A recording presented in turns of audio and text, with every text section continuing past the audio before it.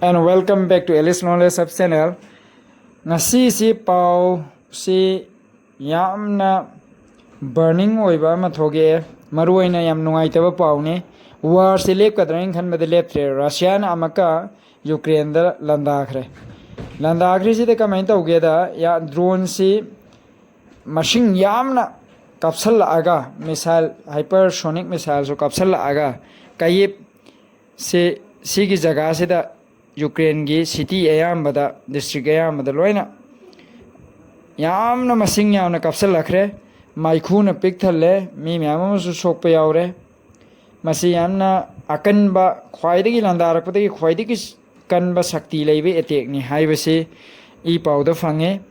haining idi Russia na aduk yamna shauraga Ukraine da tawrebe attack si karigino haiba maram duni Putin na Ukraine gi konung si da tawrai si changa ga yankhai drone ni kapsal lai si missile tramathoi masi yamna chawbe attack amane yamna largest attack haitare since the war masi gi overnight strike se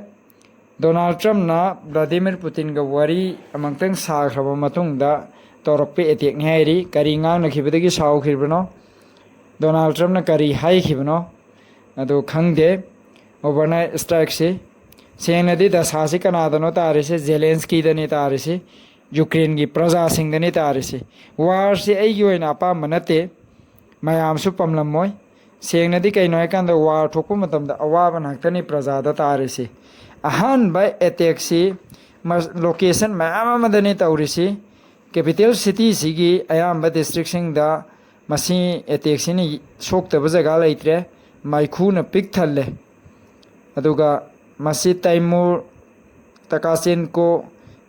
camp military gi head na phongdok pada su location mili capitals pumba se maikhu na pik thalle haibani ado aina ubada su maikhu yamna kai video si yankanda aduna attack sina mar moiraga praja mayam si awabu oire aduga Sabyato Sensky Solomansky district sida khwaidagi hena soki masida yung gyagi rupdop sing kodya sing yongna amangata loina thoki amangata aduki matik sauna thoe masi yamna nungaitaba pauni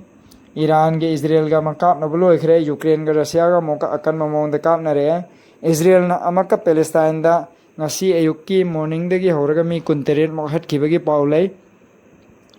Palestine gi Gaza strip sida mi si belepte Israel gi pandam si sengna Palestine si pura lehendabagi pandam male pumloi loisala Israel achobe state aman lingbagi aduna di Israel hair baleba sena Palestine sida mi si leptana sonda war lepaga amaka Palestine ga war to busidi Palestine sidi khoi gi mai enakha da lai bane da kapning matam da dum kap thok ya bai film dune batauris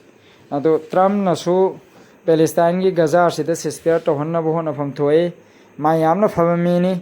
ani ngi war me ama mane lefal se adu bu Palestine ga Ukraine ga ani si gi war si di man lefan mangamdri ado na mana masi photo pham thoi ani si bo lefal laba phajana Nobel Peace Prize pires wi are mangonda adu bu mana Iran gi de lefal laga Palestine gi sidi samna Israeli mayok to pura war sile point hai bangam dri sidi hypocrisy oi bangi mong male aduna ma gi su effort to pham thoena khalle ado go world any mafam da lan si tawda bada support to si appeal to si